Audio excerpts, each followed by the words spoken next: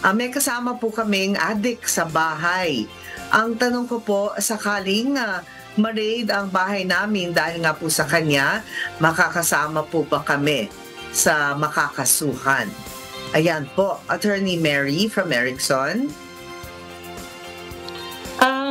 Short answer for Sir Erickson, pwede po kayong makasama sa kaso kung may ebidensya at mapatunayan sa korte na alam nyo na gumagamit siya ng droga o kaya nagbebenta or nagsustore sa bahay nyo ng droga.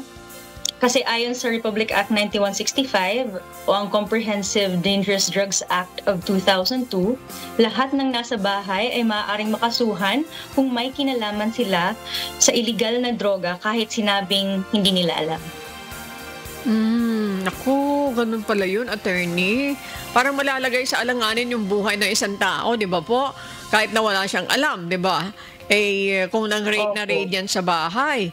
Kaya ang pinakamaganda, siguro, attorney, okay lang po ba? Halimbawa, magbibigay siya ng report sa barangay o kaya mai-blatter niya. Opo. Pwede niya pong, dapat niya po actually i-report para hindi siya makasuhan.